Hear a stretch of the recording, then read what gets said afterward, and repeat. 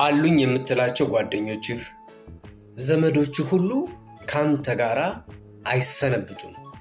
ብር የምታበድራቸው፣ ብዙ ነገር ይሆንክላቸው፣ አብረውህ የሚያሽቃብጡ፣ የምትጋብዛቸው፣ በአንድ ነጠላ ካላስቀደስን የምትላቸው፣ እነሱ ካልበሉ ጉሮሮዬ ላይ አይወርድም የምትላቸው እነ ሆድ አምላኩ ሁሉ ካንተ ጋራ አይቀጥሉም።